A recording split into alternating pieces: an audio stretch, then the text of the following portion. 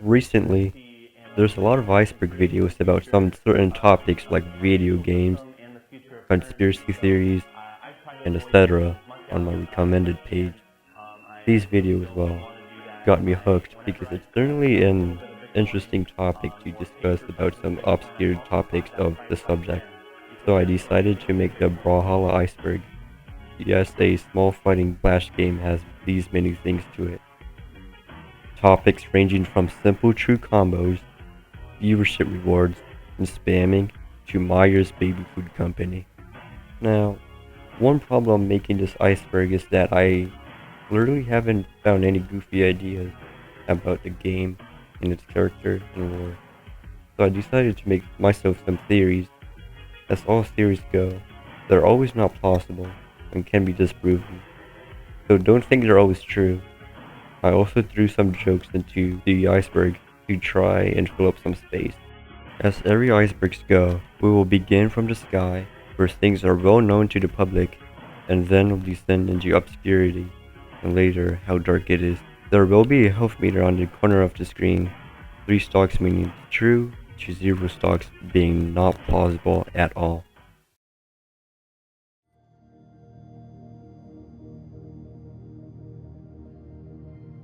Replays is a feature in Brawlhalla which is self-explanatory. You can review, slow down, pause, and check hitboxes and hurt boxes to figure out how that Artemis life downsig managed to hit you.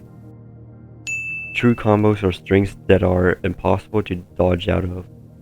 They could also just be named combos, but many people confuse them with strings, which are a set of moves that you can jump or dodge out of. Examples of a true combo are Hammer D-Light S-Light, Lance S-Light and Dare, and many more. Boosting is a method of helping someone to climb up in the ranks ladder into another level, like boosting a silver to gold or platinum. This method can be done by going to rank 2s. Usually people do this so they can get ranked rewards when the ranked season's over, like the Border and Avatar, but people also do this to gain glory, mostly the boosters themselves. Getting boost is usually frowned upon, so try to get you gold yourself. On May 5th, 2020, Blue Mammoth Games released their first ever Battle Pass in the game. This Battle Pass costs $10, and they offer 85 tiers of goods, while the free track is less. The Battle Pass later ceased to exist in August, and 5 weeks later, a new Battle Pass is out. And it costs the same, and that goes out to any future Battle Passes that might come out. Parrying is a method of where people usually play passive and baits out the opponent's move by spot dodging or moving over a net and then punishing that. The method plays well against very aggressive users, but it tends to get annoying for the opponent and it can be tilting sometimes.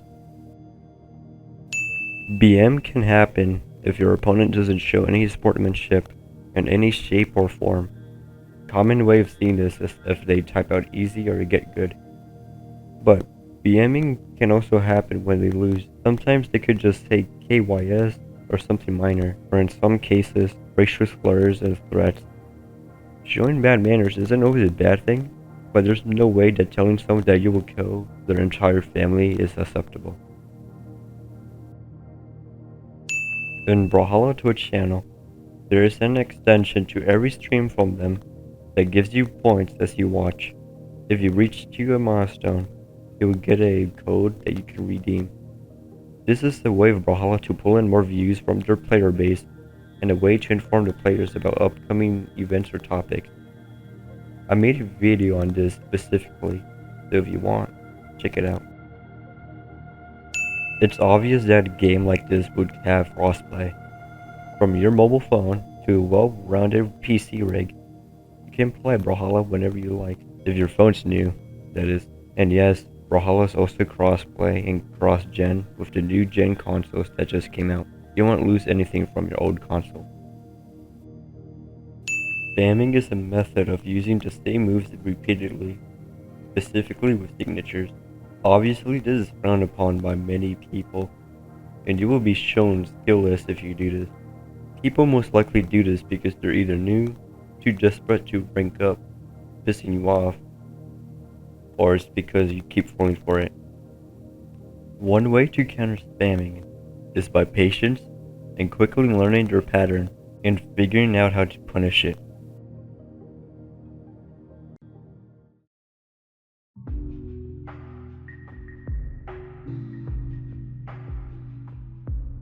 Soulja Boy himself plays the Brawlhalla.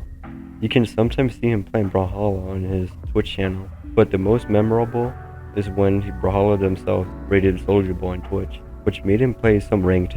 He's a silver, of course, but later he played with a YouTuber called Lucian Sword, and later he cost like a Brawlhalla Pro.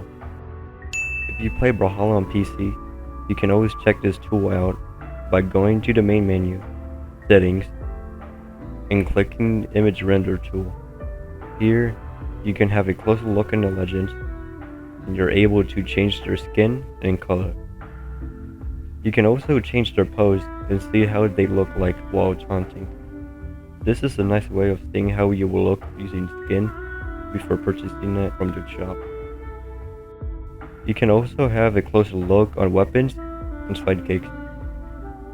If you look deeper into this, however, you can see unused weapons and rare skins. And patch 5.0.0, the anniversary update, introduced new gala colors, a Bod War skin, a taunt, and it redesigned Thatch and Sentinel. Thatch has a Dorito head, while Sentinel aged. That's about it. On May of 2019, Brawlhalla released a special update commemorating the tournament that is going on in May. What's so special about this once-in-a-lifetime event is the colors itself. It was on the stream track last October, and now I have no idea if BMG will do this again. On spring of 2018, Ubisoft acquired BMG as a subsidiary. This eventually allowed BMG to release Rayman as a legend and adding some Rayman characters into the game as crossovers in November of the same year. On October 1st, 2020, Brawlhalla tweeted out a page from their website about voting for the upcoming elections. By scheduling your vote or something, or just learning about voting, you can get a free avatar and taunt. This giveaway has since been ended after the elections is over. The Yeti Terrorist is a rare skin that you're able to obtain if only you purchase one of the 2 shirts from the Yeti site. The shirt costs $20 plus shipping. Brawlhalla is a website where you can review your stats from the game. You can search yourself up on this website, or anyone else if you're wondering about your stats. There's also leaderboard rankings that you can check out. Brawlhalla isn't the only website that you can do this. There are websites like Brawman, stats.brawlhalla.fr, and tracker.gg. There were 3 emotes that were temporarily up in Brawlhalla for sale before being taken off. Be a Hero, Brawlhalla Salute, and Solidarity. Every purchase of these emotes will go to their own charity. Smurfing is a method of hopping into another account to play something anonymously. In Brawlhalla, people most likely smurf on rank to either try to see how far they can climb on the ranked ladder to a certain goal, trolling, trying new techniques on newer players, and many more reasons. In Brawlhalla, you can obtain some free weapon skins that fall in the same theme. The axe, sword, and spear skins are unavailable, but katars and scythe skins are available as of right now. Link to get them will be at the description.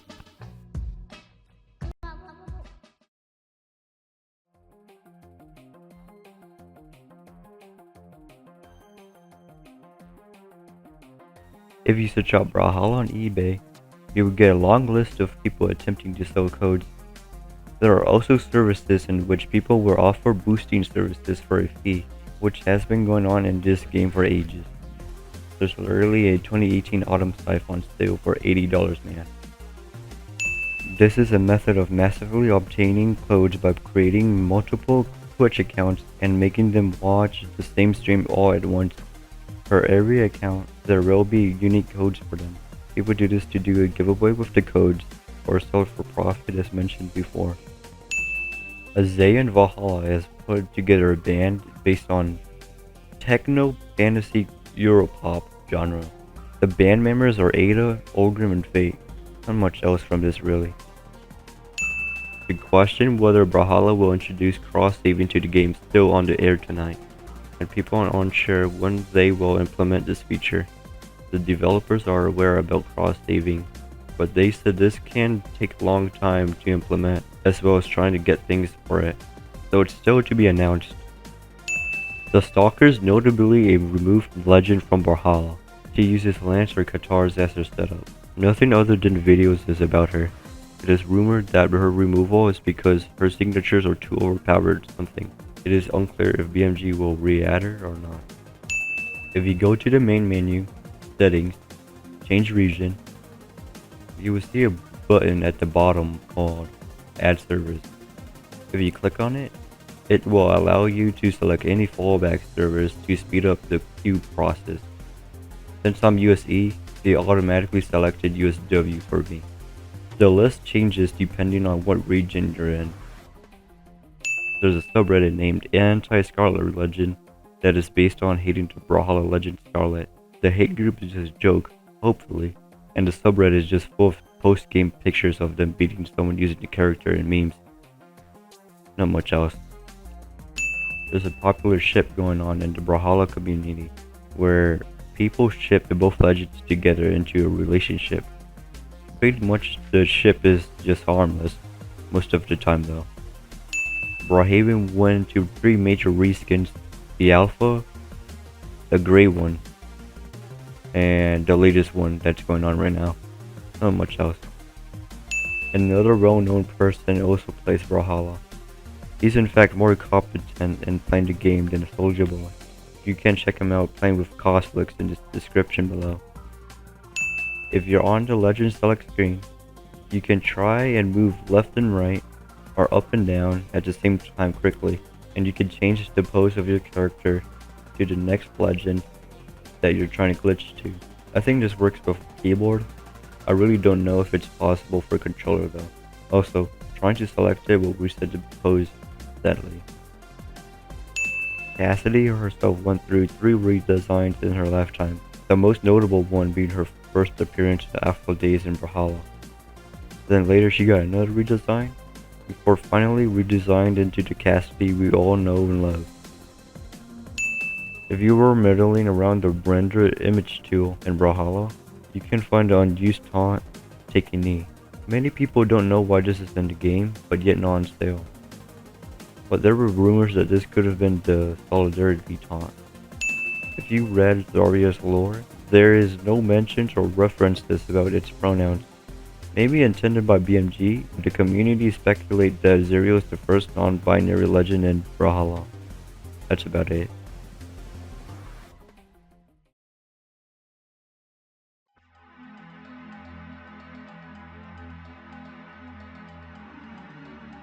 Visiting the points shop in Steam. Brawlhalla have some background emoticons available to be purchased by Steam Points, a currency that you can return for purchasing some stuff in Steam. Not much from this, but I'm assuming because she takes souls from people when it's due. There are some cases where she's unable to take souls from some people, even though it's past their due date. Quadvar, Frost, and Orion are her known code cases. Soul had a redesign on patch 4.0.2 or just 4.02 back in June of 2020. Here, he grew more facial hair, more muscle, and gained weight. Not much else.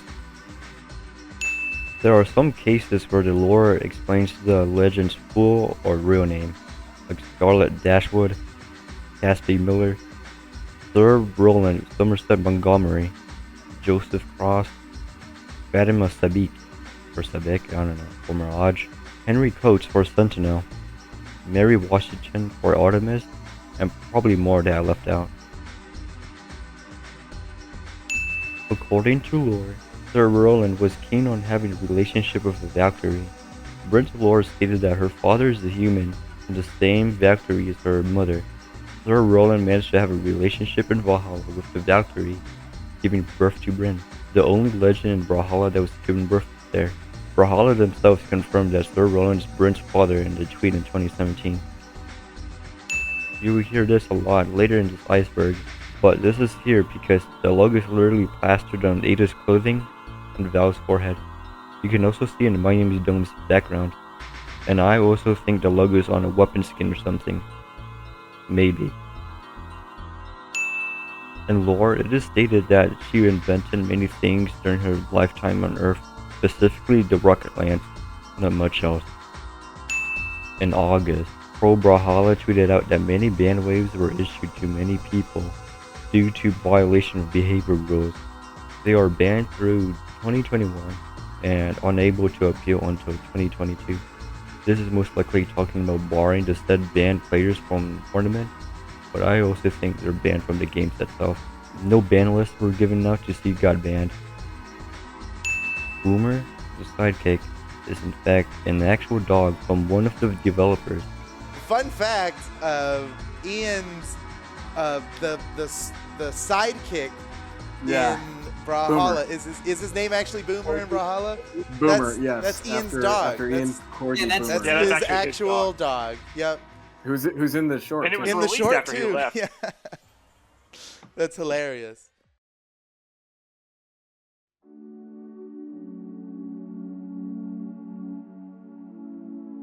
According to her lore, she has taught Cassidy, Azov, and Sir Roland with many of their SIGs. Yeah, that's about it. Baron von Evilstein is supposedly Scarlet's arch-rival. He framed and stole her inventions while leaving to the Andes for something big later. Sentinel in his lore also mentions Evilstein.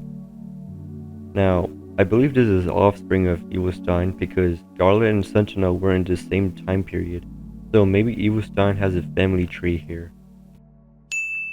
As all games go, Brawlhalla went through an alpha phase, which I think was open to the public for a while before going beta. If you compare the alpha with today's build, it's obvious that there will be a huge contrast against each other. In alpha, the legends have two sets of weapons that you can only play with. If you pick up a weapon, you either get lance, blasters, hammer, sword, or spear. So you will see Cassidy with lance or Orion with sword. Only difference, I believe, is their signatures on each weapon. A Tumblr page named The Art of Brawlhalla showcases probably the first concept art of Bodvar, Cassidy, Orion, Ordrax, Nash, Queen Eye, Hattori, Sir Roland, Scarlet, Thatch, Ada, and Lucian. The page is nice and very interesting that you should have a closer look yourself. Link in the description. We all once wondered, what is hiding behind Artemis and Orion's mask? I believe I have the answer. This tweet here showcases that Boda is in fact Orion. But what about Artemis? It's Sheepy. Sheepy is Artemis. In this short documentary, the developers discussed about the naming of Brawlhalla. To keep it short, some of the suggestions follow: Practice, Rumble Rumble Ring Out, Arena Blitz, and possibly more that they didn't list. I am really glad, like very glad, that they came up with the idea of Brawlhalla.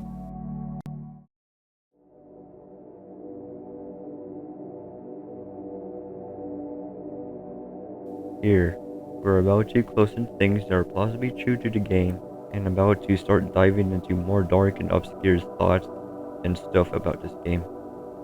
Another reminder that these theories are not always true and can be easily debunked. But if you're like interested and convinced about the theories, but want to like add into it or refine it, please do in the comments down below. There's a way to revert to older versions of Brawlhalla. Frogopin made a tutorial on how to do this if you're interested. PC only, however. You can check your old replays by doing this. The link will be at the description down below. This is a joke, but hear me out. If you look closely through his face cam, you can kinda see the fuzziness around his face. If you stare at him for long, you will see that he resembles a goat. Crazy, right? This is a huge rabbit hole to go down, so I'll make it short. There's a nice detailed Steam guide that I found that explains all the things that are either scrapped, removed, or unused in the game. There is some stuff that really caught my eyes, like achievements, some taunts, and a UI. There was an option to create your own legend, but it's been scrapped. Would have been a neat feature though. There will be a link at the description. Also, credit to these people for the guide. According to Yumiko's lore, it mentioned that she first picked up a bow at the age of 537 and went to war. That's about it. Mirage was mentioned to be a spy in the 1920s according to her lore. Now, this is where the theory begins. Spies was used a lot in war history, obviously, especially in World War I. Fatima Sabik, also known as the Mirage, was chosen to go ahead and spy on the Ottoman Empire in the Levant for recon on the Mesopotamian theater in the war. That's all I can say. But even though World War I occurred in the 1910s, not the 1920s, and never mentioned when she started to become a spy, the lore only mentioned that she's a spy.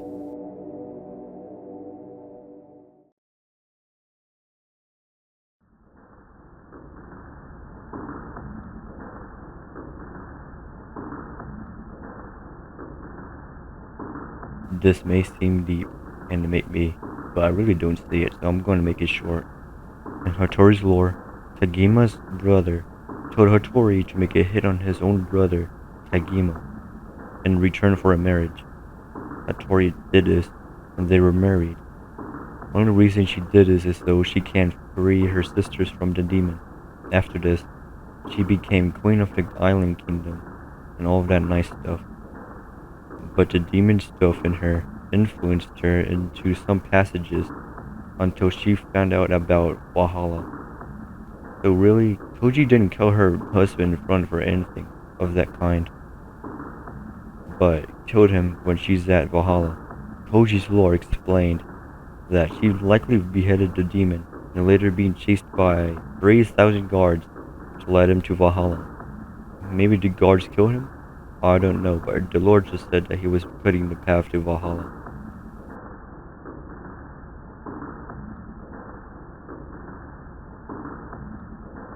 In Caspian's lore, it can be noted that the Mad King of Batavia can be Volkov.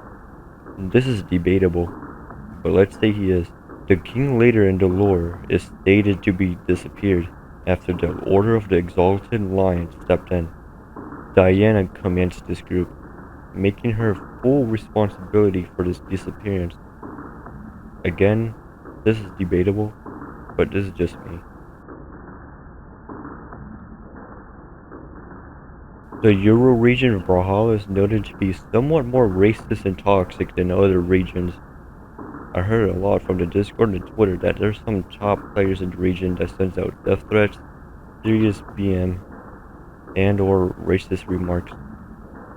Valhalla Intellect, Dayaku, who is the 2016 World Champ, made a tweet on August of 2020, where he links to a Google document made by him, which lists some few top Euro players who was really misbehaving all of that crazy stuff, and he included photographic evidence of it. Now note that all European players are not bad, and all of that sort of stuff. Also, do not witch hunt anyone in the list, because they most likely changed. The document was literally made like in August, and it's December now.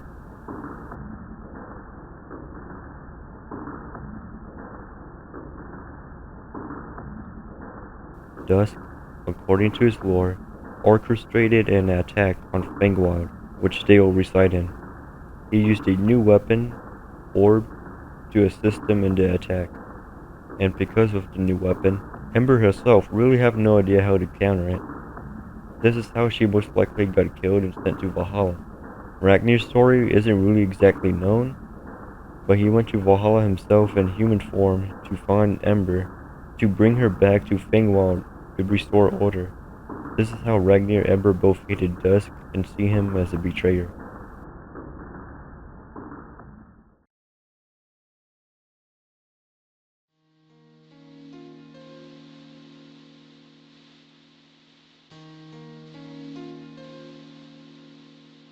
This is yet again debatable, but in Caspian's lore, it stated that, well, the Mad King of Batavia was a demanding father.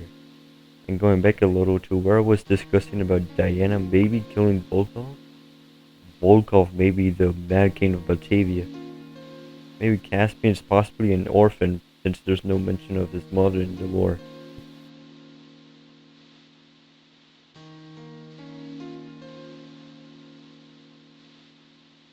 Scarlet was the first person in human history to achieve time travel, according to one of her quotes in the lore. Mirage most likely used this time travel magic to go back to 2000 BC Egypt for her wacky adventure in Egypt in her lore. Vector was also a time traveler. He traveled back to the 1980s to find his nemesis in a mission where, according to lore, didn't go well, and assumed the reason why he ended up in Valhalla. Later, in Valhalla, Vector realizes that Scarlet knows more about time travel than she admits, and this is probably where he starts to distrust people, especially Scarlet.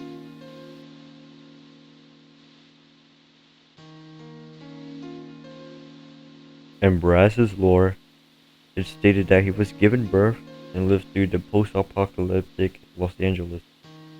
This apocalyptic scenario was most likely set up by Mayer's baby food company's sets of nanobots, which literally fried and bricked anything that relied on electrical circuitry, maybe causing nuclear meltdowns and other stuff that relied on electronics. If you're on a page about nuclear meltdowns from all over the world, this would make a global nuclear winter, which literally drops the global temperature, which then leads to crops to die off early and food to most likely be scarce.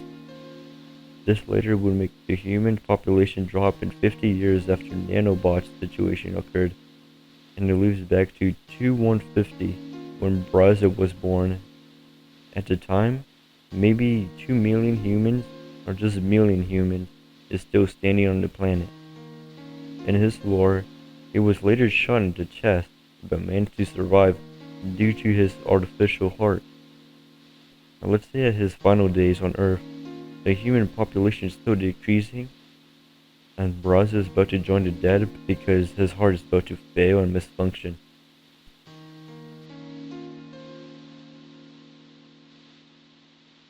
Not much else from this other than being referenced in Ada and Val's lore. What I can pick up from this is that GovernCorp is a political dystopian entity from the future that rules with force. More on this later.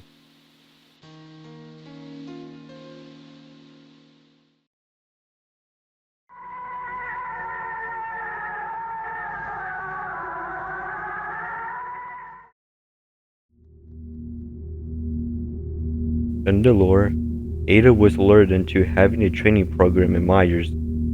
Her documents and data about her are later destroyed or gone for some reason. The lore then states that she's a part of an experimentation group. Now, coming from me, I think this is a human gene experiment running by Myers. What if many people also followed Ada's path and later became subjects of experimentation in a transhumanist society? Myers implanted many prototypes that are most likely faulty and possibly fatal to a human being. Wonder how Ada got her bionic eye? As mentioned before, Myers made a nanobot that can replicate itself, but it got so unstable that it literally bricked anything that runs on the circuit board, which then led to consequences to like fully automated factories, nuclear plants, space stuff like satellites, and more.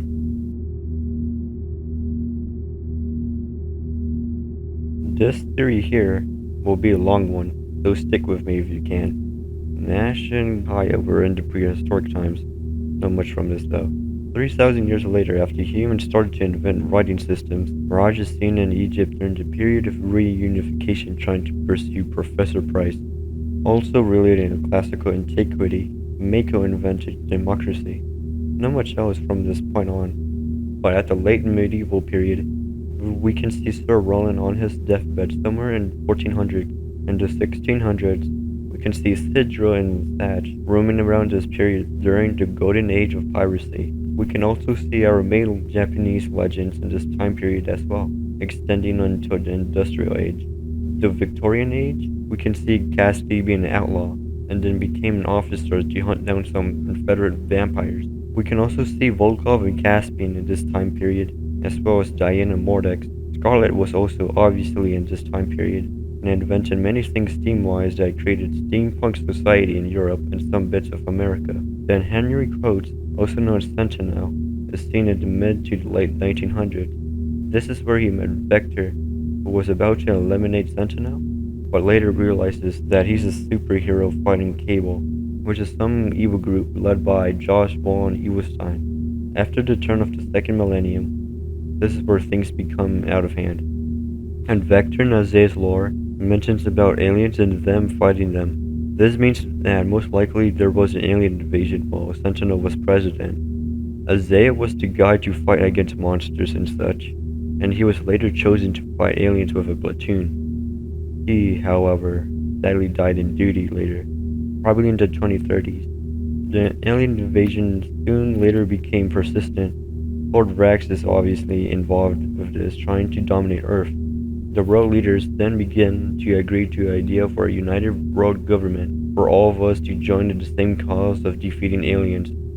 This was later put in action in the 2040s as everyone set their differences aside and began battling the aliens together. Technology also improved to catch up with aliens' technology. The idea of transhumanism increased in favor, and later the debut of superhumans was first seen in the 2060s.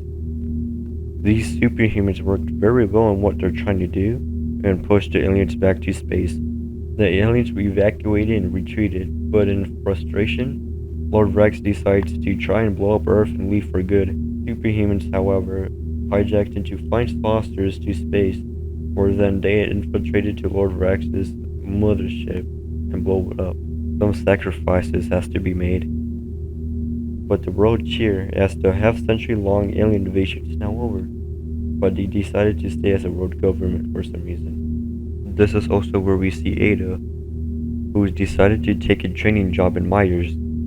She was quickly accepted, and after that, her birth records or anything about her is gone. Anyone who knows Ada is sent to camp to forget about her, especially her parents. She was forced to become one of the government's pawns, specifically GovernCorp, and Myers began to experiment her alongside with many people in her group. She received a bionic eye from them and learned about urban warfare and decryption. Though all of that mind experimenting MK Ultra stuff that she faced, she was still unfazed and managed to hack into Myers' cyber cloud and realized that her supposed division was protecting the Upload Enslavement Initiative, possibly the reason why human experimentation is a thing here. Ada decided to broadcast every black project of Myers to news feeds and then vanished quickly to somewhere else far away. The feeds most likely caused some unrest against the government. It's hard to punish a lot of people that knows about the truth. Ada's actions were so costly and extreme that Myers decided to make a killbot. Project 701 Val is a robot that is fully sentient and has precise AI, though nobody knew about this. She was assigned to hunt down Ada, and later was also made to handle with maybe missions to kill the most wanted in the New World Order. Myers also made many nanobots that walked their way into anything that run on an electrical circuit board. This is to try and delete anything leaked by Ada and try and make it as if it's a Mandela effect. These nanobots also eavesdropped anyone around the circuit board in case they discussed anything that goes against GovernCorp and Myers' wishes. The nanobots in the start of 2150s, after 30 years of its debut, began to show their age and started to become unstable. It became so unstable that it fried the circuit board. Every circuit board was in fact fried, which showcases how powerful and spread out the nanobots were. This eventually caused the world of automation to go down in the pit. Economies were crashed. Cars or any vehicles no longer work except for ancient technology of bikes and scooters and more. But what's devastating is that nuclear plants started to melt down because of this, and many blew up. The meltdown residues later in the sky, killing the ozone layer and causing a global nuclear winter.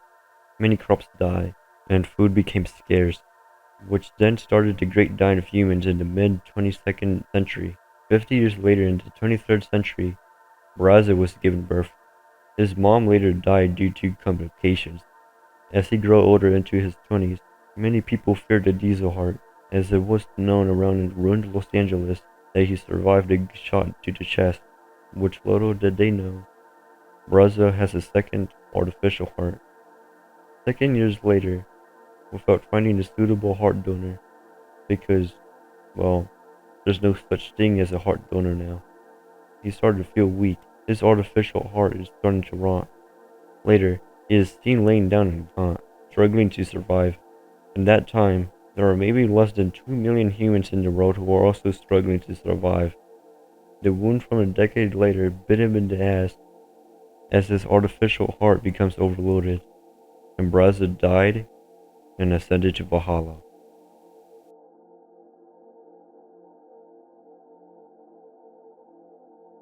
Valhalla Norse mythology is where you will be sent if you die in combat, led by Valkyries, of course. This can be seen in Sir Roland's lore, where in his deathbed, he was punched by Hypernia, so then he can ascend to Valhalla. Now, this is where it gets deep. Valhalla is technically an afterlife for those who fought in combat. So, are the legends in Valhalla technically dead?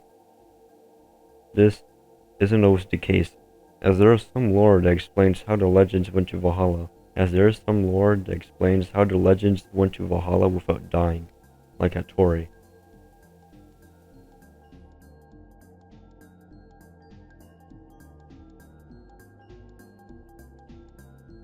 I do want to give credit to BrawlhallaLore.blogspot for literally carrying this iceberg.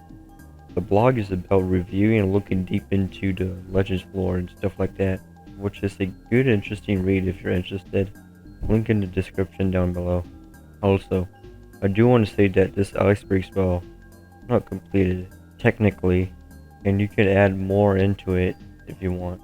And not all theories are plausible and true, so keep that in mind. Making up this series was actually a fun way to fill up the iceberg, especially at the bottom. Well-made constructive criticisms welcomed in comments, by the way, if you want to input something. Or you can add more things into the iceberg as well, as stated before, which the image will be at the description down below. This is probably the second to last big project that I will do for the Ross channel, before I do something short and other lame trivial stuff, then probably return on making a video like this if I have work ethic. There will most likely be a follow-up video later, maybe next month, because I know for a fact a lot of stuff I try explaining is most likely wrong, and I do want to correct those mistakes, and for sure I will address more stuff that might be added to the iceberg. This took me literally 2 days, total of 2 days to make this video, man.